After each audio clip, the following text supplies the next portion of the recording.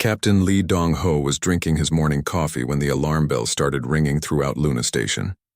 The massive orbital platform that protected Earth had been quiet for months. Nothing ever happened out here in the cold darkness of space. But today was different. Lee rushed to the command center where dozens of officers were staring at their screens with confused faces. Commander Park Sora looked up from her communications console with wide eyes. "Captain, we are receiving a transmission from deep space. The signal is stronger than anything we have ever detected. It is coming from outside our solar system." Lee felt his heart beat faster. Humanity had been searching for alien life for decades. They had found empty planets and dead rocks floating in space. But they had never found anyone else alive out there among the stars. "Put it on the main screen," Lee ordered. The large display flickered to life. What appeared was not what any human had expected to see. Strange symbols flowed across the screen like water. Then the symbols changed into perfect English words that made every person in the room feel cold with fear. "Primitive species of Sol 3, you have been observed." The voice that spoke these words sounded like metal, scraping against stone. It continued with calm certainty that made the message even more terrifying. "Your violent expansion and resource consumption violate Galactic Preservation Protocol 847. You have been classified as a dangerous pest species. Your small colonies beyond your homeworld show aggressive territorial behavior." Dr. Kim Taemin arrived at the command center just as the message continued. He was Earth's best expert on alien biology and had spent his life dreaming of this moment. But the dream was becoming a nightmare. "You have 30 rotations of your homeworld to cease all spacefaring activities. All colonies must be abandoned. All exploration vessels must return to Sol 3 immediately. Your species will be redesigned for agricultural purposes only." Lee looked around the room at his officers. Agricultural purposes only. The aliens wanted to turn humanity into farmers who would never leave Earth again. They wanted to clip the wings of a species that had just learned to fly among the stars.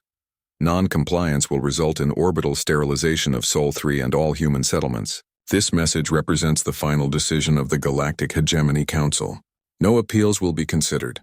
No negotiations will be permitted. The transmission ended with coordinates and technical specifications that made Dr. Kim go pale. He quickly ran the numbers through his computer. "Captain," Dr. Kim said quietly, "the technology they used to send this message is centuries ahead of ours. They sent it instantly across light years. If they can do that, their weapons must be—" He did not need to finish the sentence.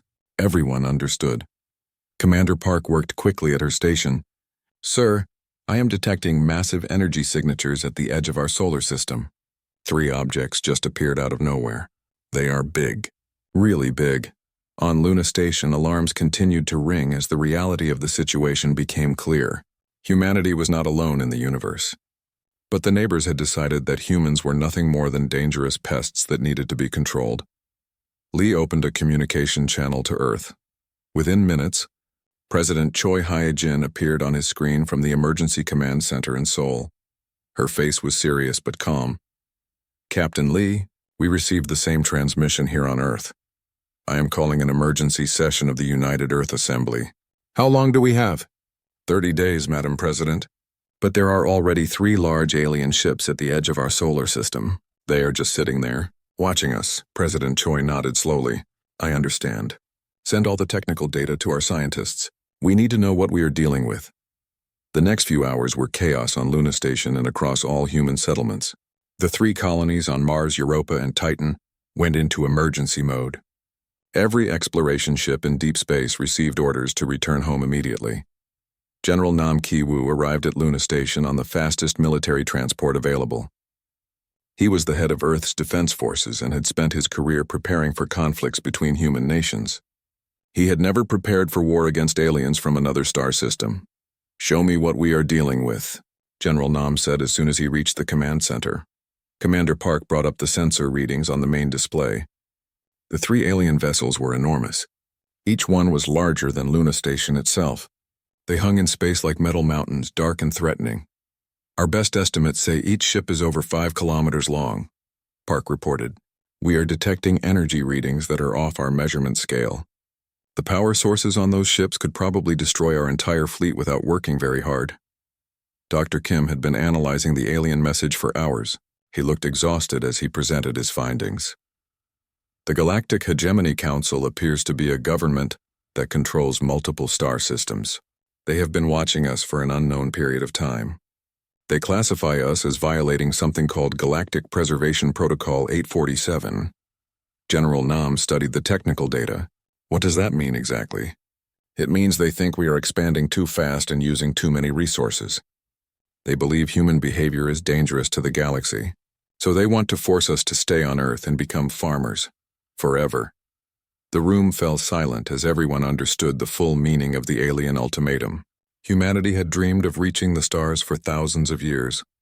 They had finally built the technology to explore other worlds and establish colonies. Now aliens were demanding they give up those dreams and accept permanent imprisonment on one planet. President Choi called another meeting with all the leaders of Earth's nations and colonies. The debate lasted for hours. Some leaders wanted to negotiate. Others wanted to fight. Many were simply afraid. "We need more information," said the representative from Mars colony. "How many ships do they have? What are their weapons like? Maybe we can find a peaceful solution." "There is no peaceful solution," replied General Nam. "They made that clear. No appeals. No negotiations. We submit or they destroy us." Captain Lee watched the alien ships through Luna Station's telescopes. They had not moved for 12 hours. They were just waiting. Patient. Confident. They believed humans would surrender without a fight. As the first day ended, Lee realized that humanity was facing the most important decision in its history. Submit to alien masters and abandon the stars forever, or fight against impossible odds for the right to dream of distant worlds. The three dark ships continued their silent watch over Earth's solar system. Somewhere behind them, across the vast distances between stars, an entire galactic civilization waited to see what the humans would decide. The countdown had begun. 29 days remained. Admiral Song Mi-young stood in the war room at Mars Command, looking at the holographic display of Earth's entire military fleet. The numbers were not encouraging.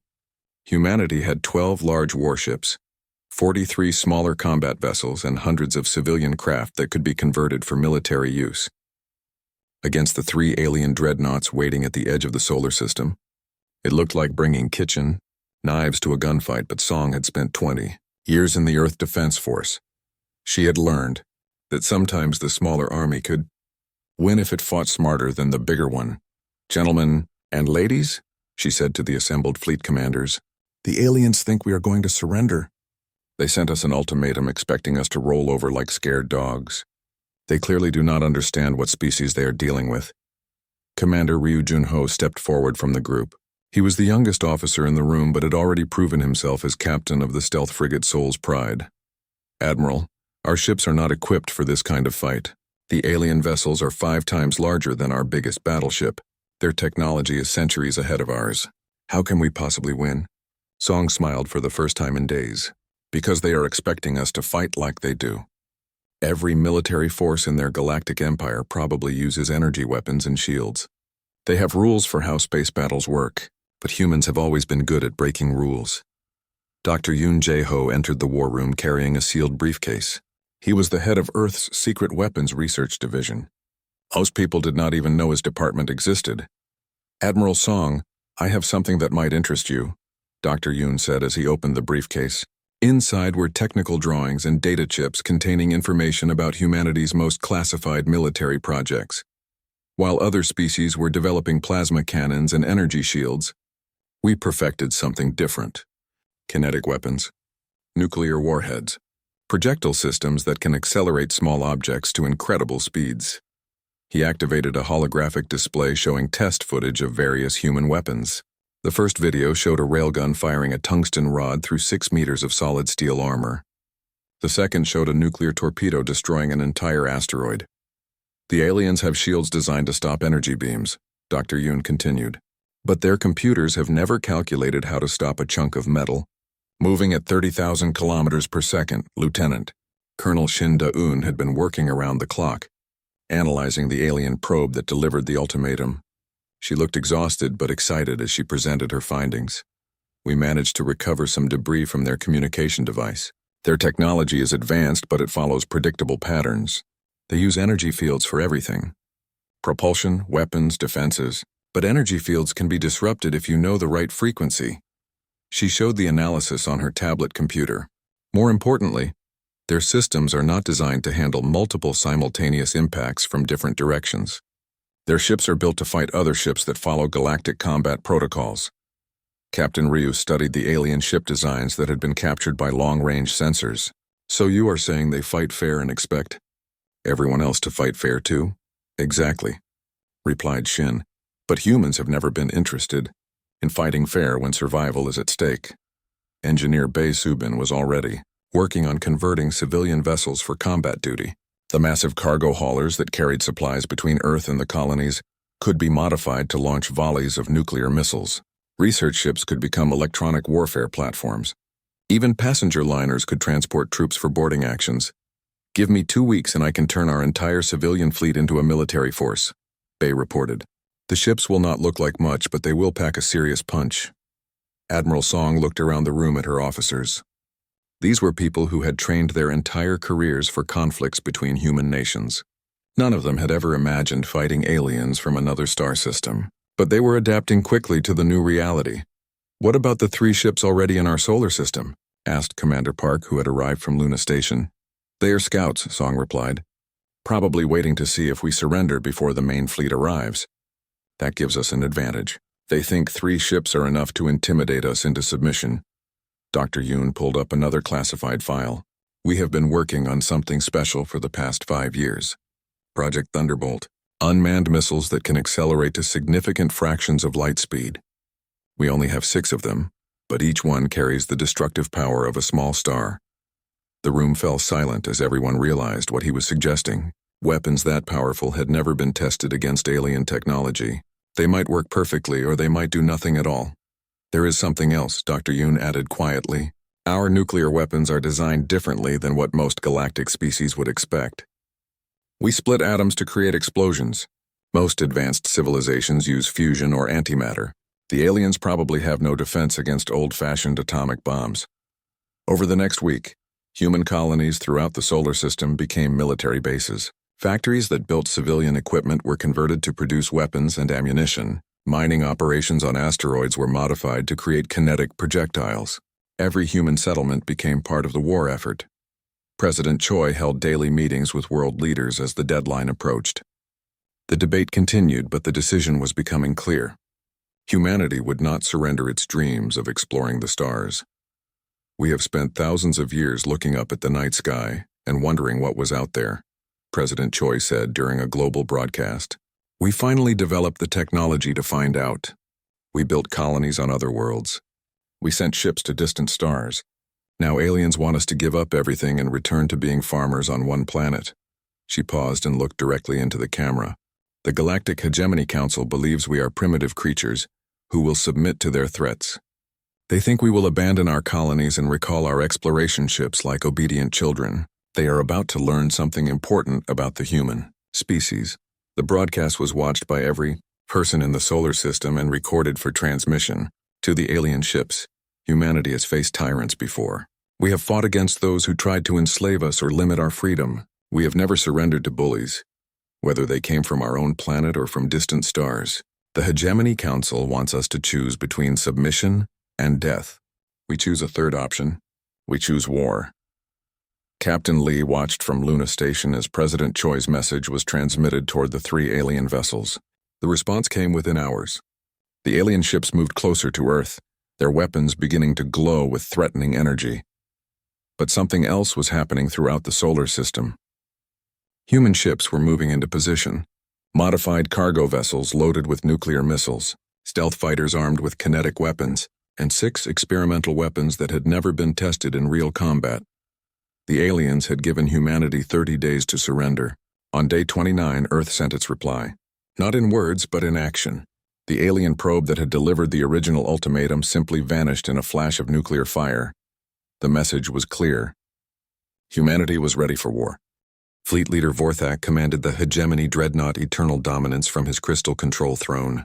In 300 years of service to the Galactic Council, he had crushed 17 different species that dared to resist hegemony authority.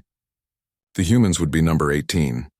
These primitives destroyed our communication probe, reported his tactical officer.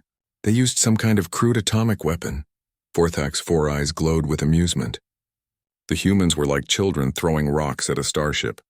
Their defiance would end quickly once they saw the true power of hegemony technology. "Bring the fleet to combat readiness," Vorthak ordered. "We will demonstrate proper respect for galactic authority. Target their largest military installation and prepare to fire." But Fleet Admiral Oh Hunwoo was watching the alien ships from his command center on Luna Station. He had spent days studying their movements and energy patterns. The aliens were powerful, but they were also predictable.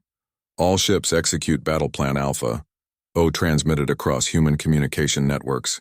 "Remember, we are not trying to win a fair fight. We are trying to survive an unfair one."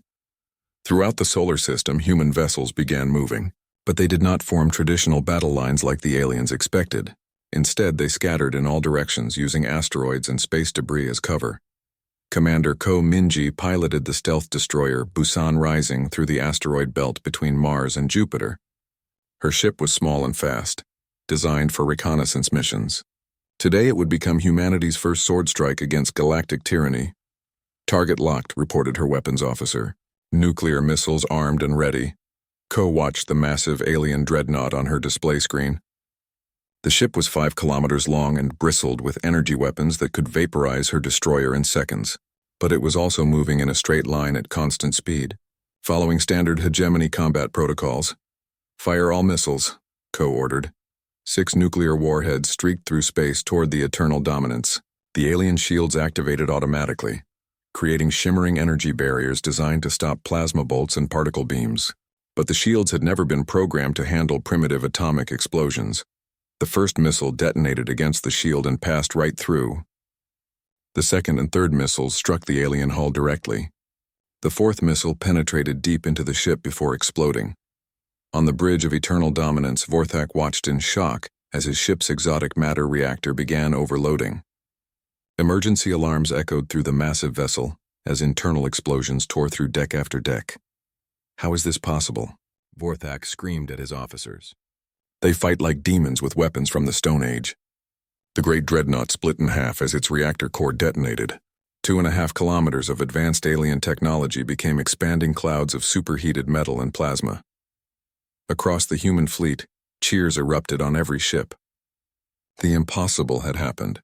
A tiny human destroyer had killed a ship that had conquered dozens of worlds, but the battle was far from over.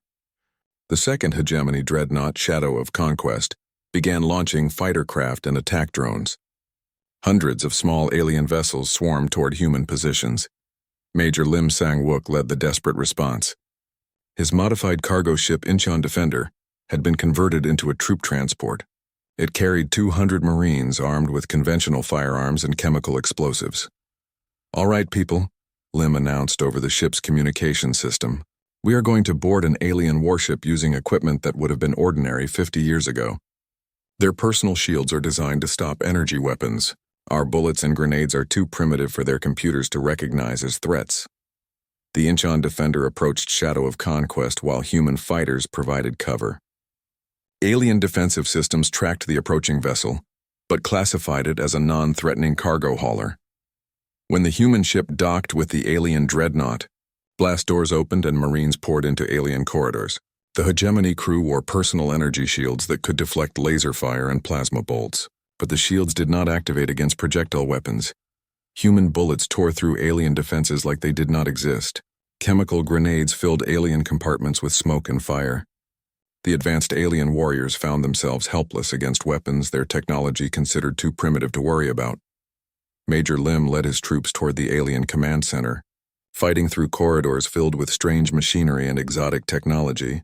His Marines moved like ghosts through the ship, their primitive weapons cutting down aliens who had expected an easy victory. Meanwhile, the third hegemony vessel, Fist of Order, was trying to target human ships that refused to stay in one place. Captain Park Jae-sung commanded the converted research vessel Daegu Explorer, which now carried experimental electronic warfare equipment.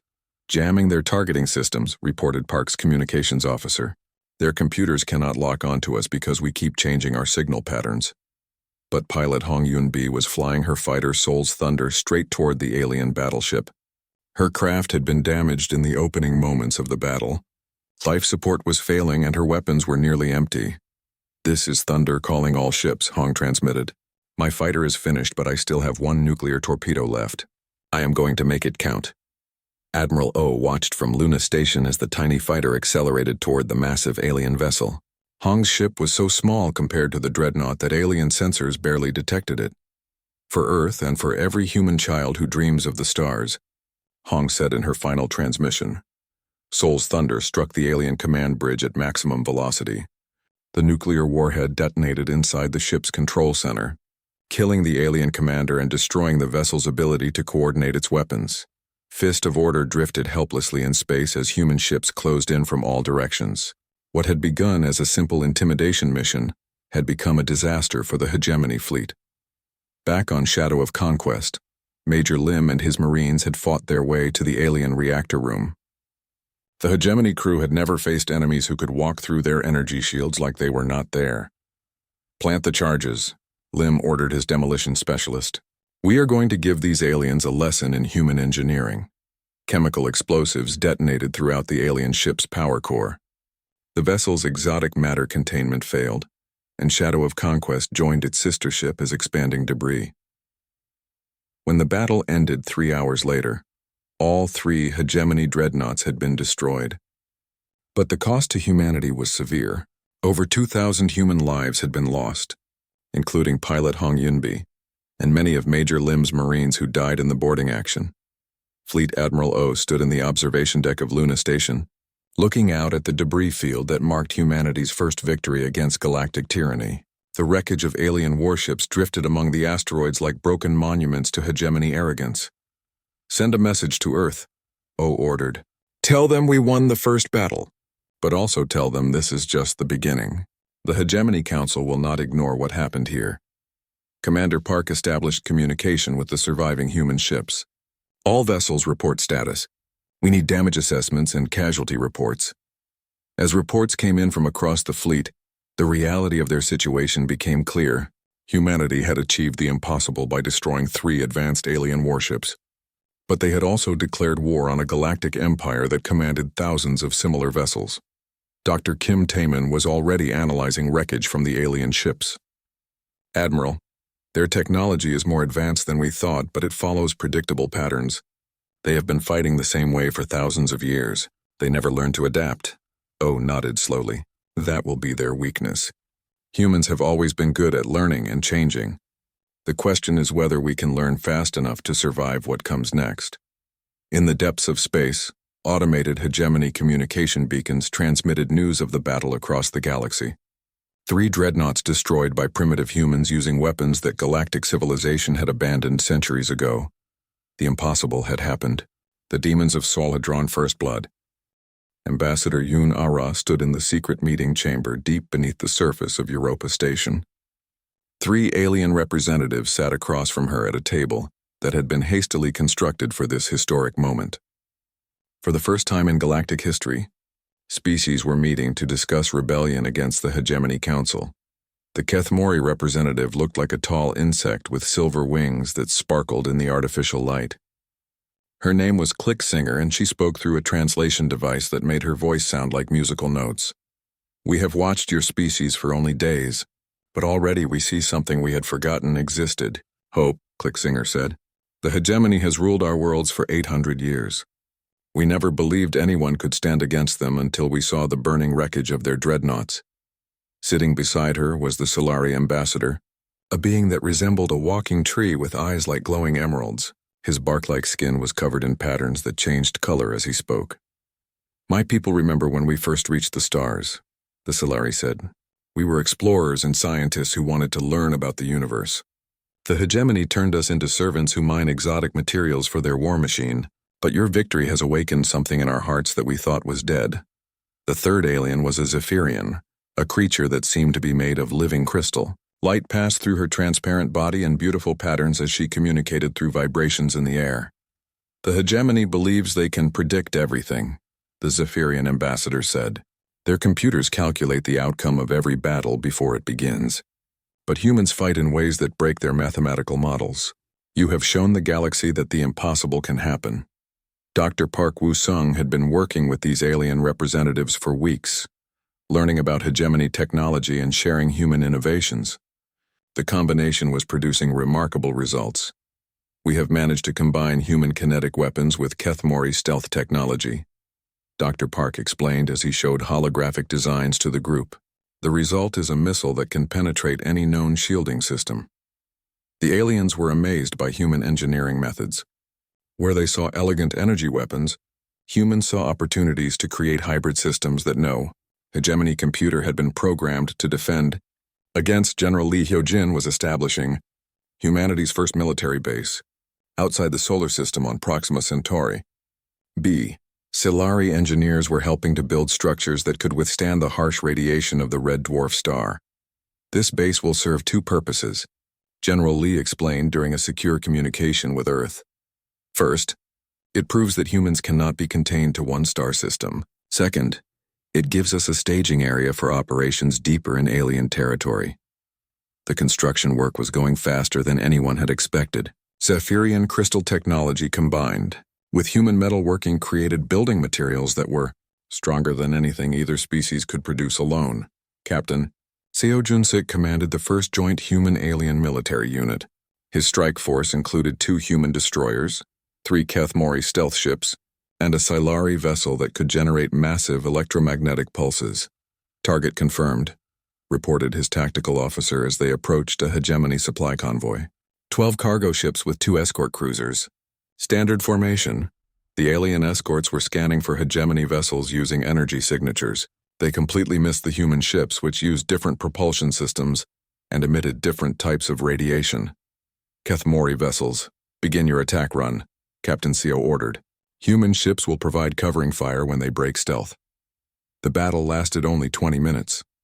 The hegemony escorts were destroyed before they could send a distress signal.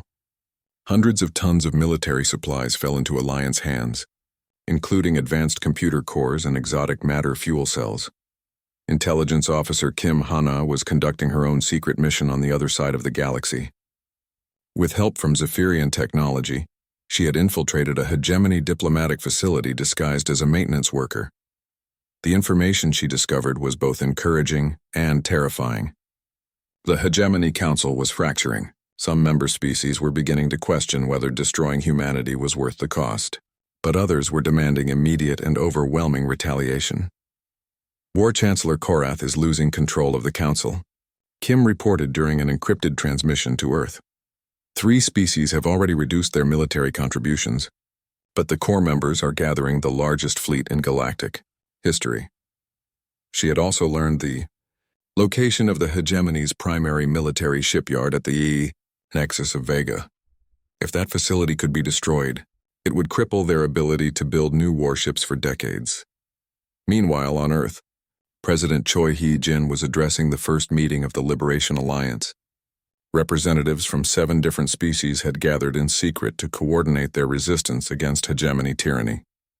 6 months ago, humanity was alone in the universe.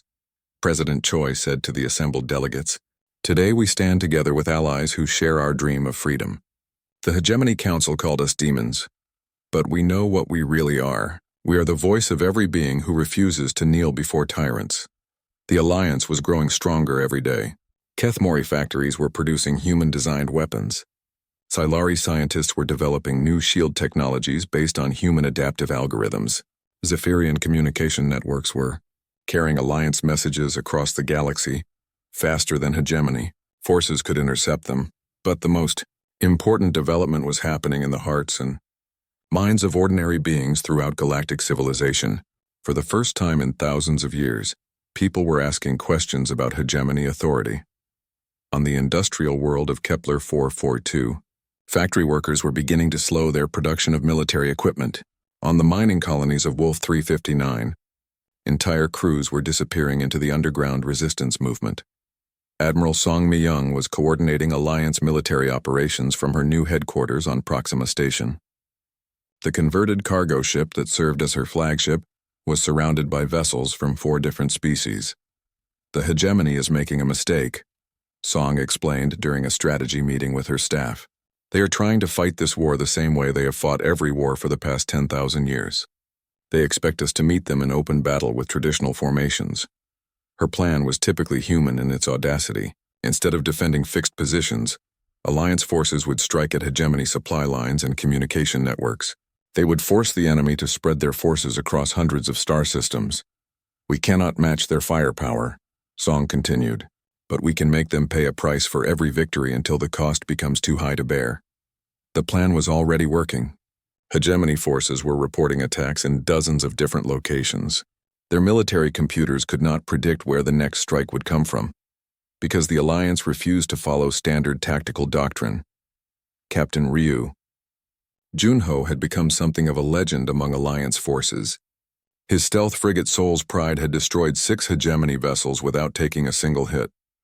Enemy crews were beginning to fear encounters with human ships. "They fight like ghosts," one captured hegemony officer told his interrogators. "Their ships appear from nowhere, strike without warning, and vanish before we can respond." How do you fight an enemy that refuses to stand still and be killed? As the 4th month of the war began, both sides were preparing for the decisive battle that would determine the future of galactic civilization. The hegemony was gathering over 3,000 warships for one massive strike that would crush the rebellion forever. But the Alliance had something the hegemony did not understand. They had hope. For the first time in millennia, beings across the galaxy believed that freedom was possible. Admiral Song looked out at the stars from her command center and smiled. The aliens had called humans demons of soul. If fighting for the right to dream of distant worlds made them demons, then she was proud to command an army of demons. The greatest battle in galactic history was coming. And humanity would not face it alone. Supreme Admiral Thexnari stood on the command deck of the massive hegemony flagship Galactic Dominion, watching as ships continued to arrive at the rally point. In his 800 years of service, he had never seen a fleet this large. Over 3,000 warships from 8 different species stretched across space like a metal constellation. "All fleet elements report ready for jump to the Vega system," announced his tactical coordinator. "Total vessel count is 3,247. Personnel strength exceeds 2 million combatants." Thexnari's confidence was absolute. The Liberation Alliance had perhaps 200 ships scattered across dozens of star systems. Even with their unconventional tactics, they could not possibly stand against the assembled might of galactic civilization. "Execute jump sequence," Thexnari ordered. "Today we end this rebellion and restore proper order to the galaxy." But Field Marshal Choi Minho was expecting them. From his command center on the hidden fortress of New Gibraltar, he watched as his sensor networks detected the massive enemy fleet dropping out of faster-than-light travel near Vega. "All Alliance units, execute Operation Swarm," Choi transmitted across the secure communication network. "Remember, we are not trying to defeat their entire fleet in open battle. We are trying to make them pay such a high price for victory that the survivors will question whether it was worth it."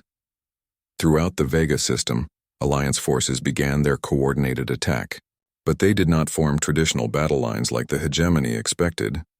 Instead, hundreds of small ships emerged from hiding places among asteroids, gas giant moons, and space debris. Commander Yang So-jin led the famous Ghost Squadron, 12 human stealth fighters that had become legends throughout Alliance space. Her pilots specialized in deep penetration strikes against enemy command ships. "Ghost leader to all ghosts," Yang transmitted. "Primary targets are the command vessels with the fancy energy signatures. Take out their leaders and watch the whole formation fall apart." The stealth fighters slipped through the massive hegemony fleet like shadows. Their ships were too small for most alien sensors to detect and moved too unpredictably for targeting computers to track. Yang selected the cruiser Eternal Order as her target. The ship was serving as a communication relay for an entire battle group. She armed her experimental fusion torpedo and approached from the vessel's blind spot. For the Alliance, Yang whispered as she fired. The torpedo penetrated the alien ship's hull and detonated inside the command center. Eternal Order lost communication with 43 vessels under its control. Without central coordination, the hegemony battle group began firing at shadows and hitting their own ships. But the Alliance was paying a heavy price for every small victory. Chief Engineer Moon Dong-soo activated humanity's most devastating weapon from his control station deep inside the Vega asteroid belt. "Relativistic kill vehicle armed and targeted," Moon reported. "This is going to hurt them a lot more than it hurts us." The weapon was an unmanned projectile accelerated to 90% of light speed. When it struck the Hegemony Super Dreadnought Final Solution, the kinetic energy release was equivalent to a small star exploding. The massive alien vessel simply ceased to exist, along with 12 smaller ships that were caught in the energy discharge. But Moon knew he could only use the weapon once. The power requirements were so enormous that firing it had drained the energy reserves of 3 Alliance bases. Lieutenant Quan Jiwoo was fighting the ground battle on Kepler 442, where 40,000 Alliance personnel were defending critical manufacturing facilities against a hegemony invasion force of 200,000 troops. Fall back to secondary positions, Quan ordered his exhausted soldiers. They had been fighting for 6 days without sleep, using human small arms and improvised explosives against aliens equipped with advanced energy weapons. But the human defenders had advantages that hegemony forces did not understand. They fought for their homes and families while the aliens fought because they were ordered to. More importantly, humans had learned to use the environment as a weapon. Quan's engineers had rigged the entire industrial complex with chemical explosives. When the hegemony forces finally captured the ammunition depot, they discovered too late that it was a trap. The resulting explosion eliminated 3,000 enemy troops and destroyed their heavy equipment. Ansumi was working frantically in her laboratory on Proxima Station trying to solve the Alliance's most critical problem. The hegemony's faster-than-light drives allowed them to attack anywhere in the galaxy without warning. "I think I have found something," An announced during an emergency conference with Alliance leaders. Their FTL drives create a detectable quantum signature. If we can build enough sensor networks, we can track their movements. More importantly, her research suggested that the same quantum signatures could be disrupted by properly calibrated interference fields.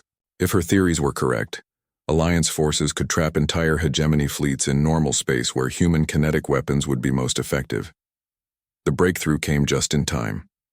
Captain Park Joon-gi was leading the Alliance fleet's final assault on the nexus of Vega, the hegemony's primary military stronghold. The battle had been raging for 7 days across 3 star systems, with over 5,000 ships engaged. "Quantum interdiction field activated," reported Park's science officer. "Enemy fleet is locked in normal space. They cannot retreat." For the first time in the war, hegemony forces found themselves trapped in a battle they could not escape. Admiral Thexanari watched in horror as his technological advantage disappeared. Without the ability to jump away and regroup, his massive fleet became a target that Alliance forces could attack with precision.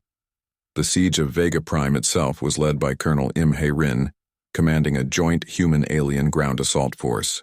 The planet's surface was covered with massive defense installations that had never been seriously threatened in 3,000 years. "All units advance." Colonel Im ordered as Alliance dropships descended through the planetary atmosphere under heavy fire. "We have one chance to break their defenses before reinforcements arrive." The ground battle was unlike anything in galactic military history. Human Marines fought alongside Kethmori warriors and Solari combat engineers, using combined tactics that confused and overwhelmed hegemony defenders. While the ground assault raged on the planet's surface, Admiral Oh Hyun-woo coordinated the orbital bombardment that finally cracked Vega Prime's planetary shields. His mixed fleet of human warships and alien support vessels concentrated their fire on the shield generators with devastating effect. "Shield grid is failing," reported Oh's tactical officer. "Planetary defenses are collapsing." The fall of Vega Prime sent shockwaves throughout the Hegemony Council. Their most secure military facility had been captured by the same primitive species they had tried to intimidate 6 months earlier. But victory came at an enormous cost. Admiral Song Mi-young reviewed the casualty reports with growing sadness. Over 50,000 Alliance personnel had died in the Vega campaign. Entire human colonies had been evacuated. 3 Alliance species had seen their homeworlds occupied by hegemony forces. "We won," Song said quietly to her staff, "but we paid a price that will echo through generations." Captain Ryu Jun-ho brought his damaged ship Soul's Pride back to Alliance space with news that changed everything. During a reconnaissance mission deep in hegemony territory, he had discovered something that explained their enemy's determination to continue fighting. "They are not just trying to maintain their empire," Ryu reported. "They are trying to prevent something much worse." According to captured intelligence files, There are other threats in the galaxy that make the Hegemony Council look peaceful by comparison. The revelation forced Alliance leaders to reconsider their war aims. Perhaps the Hegemony was not simply an evil empire that needed to be destroyed. Perhaps it was a flawed civilization that needed to be reformed rather than conquered. Supreme Admiral Thex Nari sent a communication to Alliance headquarters requesting negotiation talks. For the first time in galactic history, the Hegemony Council was ready to admit that their way of governing might not be the only option. The humans have proven that cooperation can be more effective than domination, Thex Nari's message stated. Perhaps it is time for the galaxy to learn from their example. As the 5th month of total war came to an end, both sides began to understand that the conflict had changed everyone involved. The Hegemony could no longer claim absolute authority over galactic civilization, but the Alliance had learned that freedom came with responsibilities as well as rights. The greatest battle in galactic history was ending not with total victory for either side, but with the possibility of something that had never existed before. A galaxy where different species could work together as equals rather than rulers and subjects. The siege of Vega was over. The age of galactic democracy was about to begin. President Choi Hee-jin walked through the corridors of New Geneva Station toward the Assembly Hall, where history would be made.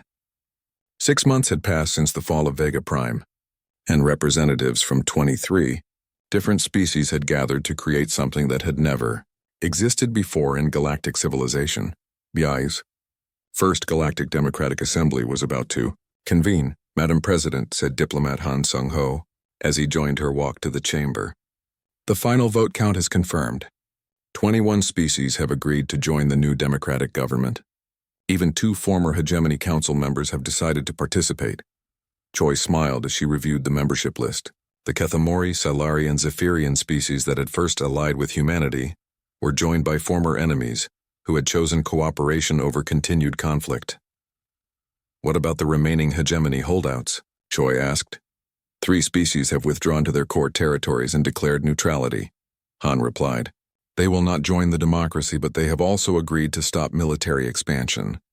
Supreme Admiral Thex Nari believes they will eventually change their minds when they see the benefits of our system. Inside the Assembly Hall, Admiral Song Mi-young took her place as the first Supreme Alliance commander. Her role would be to oversee the peaceful integration of former enemy forces into the new galactic defense structure. Fellow beings, Song addressed the gathered representatives. 6 months ago, we were enemies fighting for the right to determine our own destinies. Today, we stand together as equals, united by the principle that no species should rule over another. The challenges were enormous. Former Hegemony military units needed to be retrained for peacekeeping rather than conquest.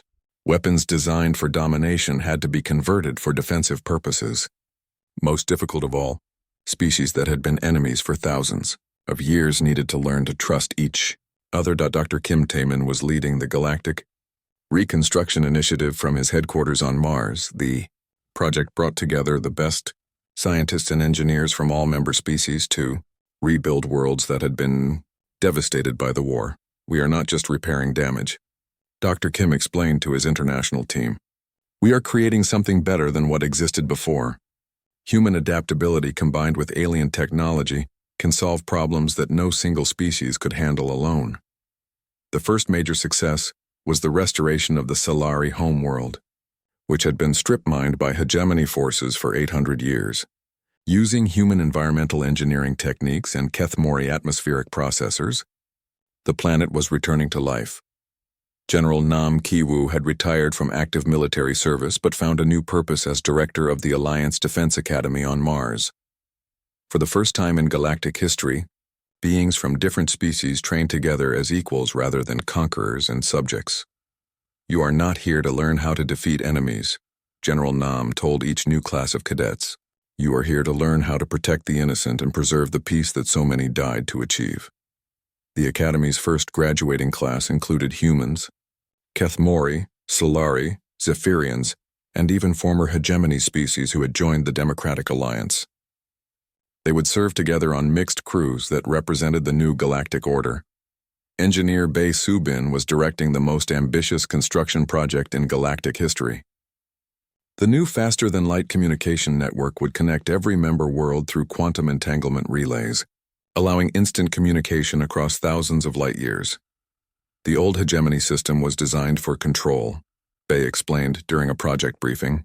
Messages flowed from the center to the edges, but never the other way around. Our network allows every world to communicate with every other world as an equal partner. The communication system became the foundation for galactic democracy. Representatives could participate in assembly sessions from their home worlds.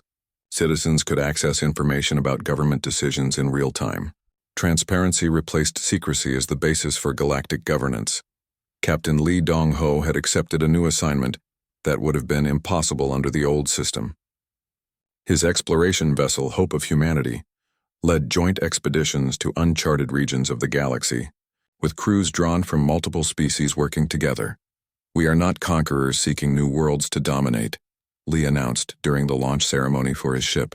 "We are explorers seeking new knowledge to share with all galactic civilization." The exploration program discovered 17 new worlds suitable for colonization.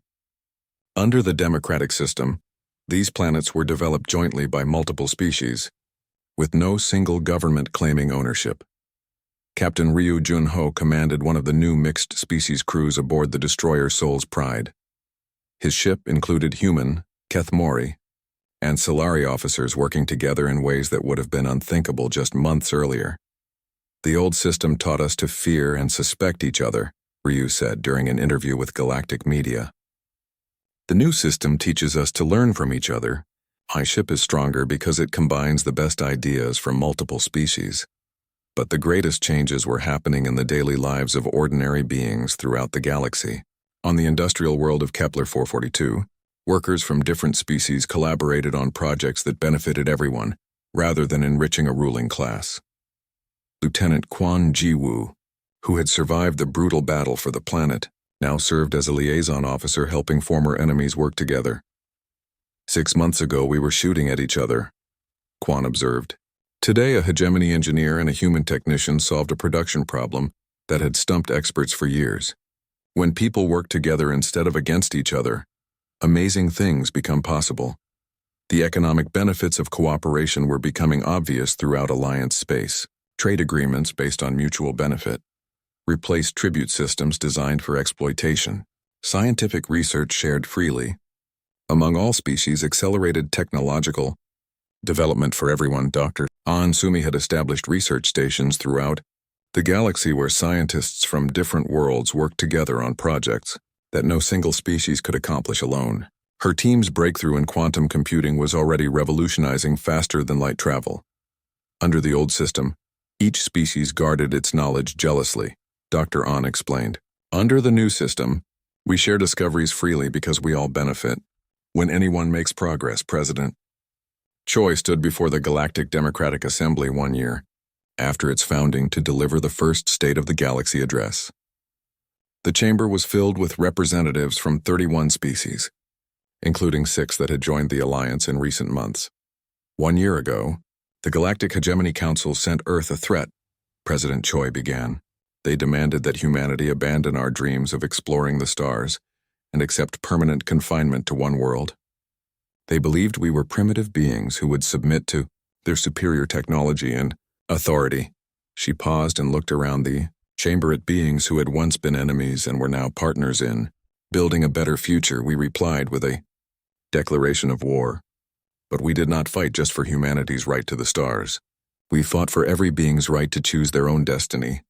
We fought for the principle that cooperation is stronger than domination, that diversity is more valuable than uniformity, and that freedom is worth any sacrifice." The assembly erupted in approval, with representatives from dozens of species expressing agreement in their various ways. The sound filled the chamber like a symphony of different voices united in common purpose. "Today, children from many different worlds play together in our schools," President Choi continued. "Scientists from species that were enemies for millennia work side by side in our laboratories. Explorers from multiple civilizations crew our starships as they venture into the unknown together." She gestured toward the viewing ports where stars shone like distant dreams waiting to be explored. "The galaxy is no longer ruled by fear and divided by ancient hatreds. It is guided by hope and united by shared dreams. We have proven that different species can work together as equals. that democracy can function on a galactic scale, and that freedom is not a privilege to be granted by rulers but a right to be claimed by all conscious beings. As President Choi concluded her address, young beings from multiple species watched from the gallery. They would grow up in a galaxy where cooperation was normal, where different species were partners rather than enemies, and where the stars belonged to everyone who dared to dream of reaching them. The Hegemony Council had sent Earth a threat, believing that primitive humans would surrender without a fight. Instead, they had awakened something that changed the galaxy forever. The age of tyranny was over. The age of freedom had begun. In the end, humanity's greatest victory was not the battles they won, but the future they made possible. A future where no species would ever again face the choice between submission and destruction. A future where the stars belonged to all who reached for them together.